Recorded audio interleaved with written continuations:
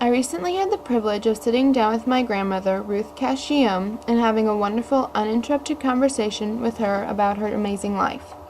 This short 4-minute segment focuses on her childhood during the Great Depression and her young adult years during World War II.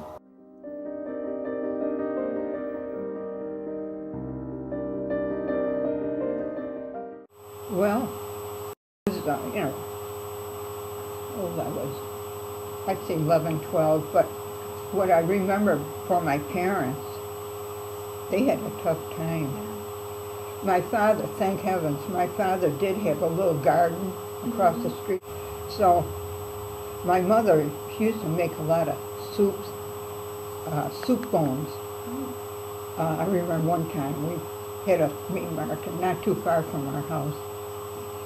We always for a soup bone. That was free. Oh. Now you had to pay in the market. Really? So one day, my mother said, "Tell them to leave a little meat on the bone." Two brothers ran it. They were good brothers. Oh, brothers. I said, my mother said, leave a little meat on the bone, on the soup bone. So he calls down to Bernie, what was his name? Bernie, now they want you to leave a little meat on the soup bone. And he just laughed.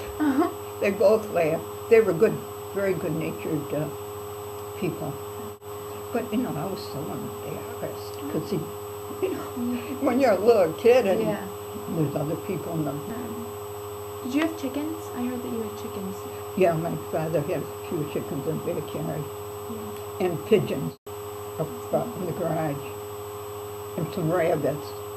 I'm telling you, one of us got a disease. Wow. But we didn't. That's good. Right. Lucky, yeah. Because the chickens would go around the backyard. Yeah. The rabbits were caged in. And naturally the pigs were way up on top by the roof. They had a low area.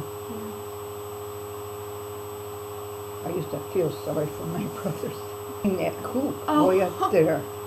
Yeah, that's a tough job. When I think back what we had nothing. We had a little hole in our we mostly went barefoot. Well, you know where I lived in Lincourt.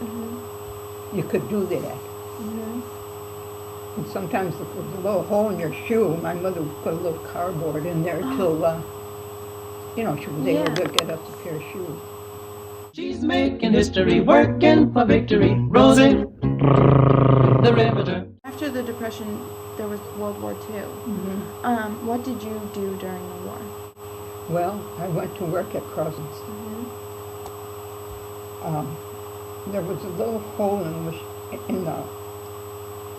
little piece of material. I had to bring the machine down and put little rings inside. The department I worked at was assembly. So everyone had a little different parts of the area.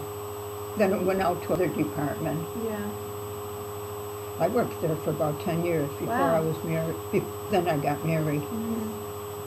Now, I heard from my father that that there were German prisoners that would be around the shop. Did you ever wave to them? No. Cleaning windows. Naturally, they're going to look over at them. Right. They were pretty good looking. I thought. Yeah. I just would look over, but I didn't wave or anything. Yeah. From this interview, I learned that no matter how tough life gets, you just have to keep pressing on, and that you can be poor, but you don't have to be dirty.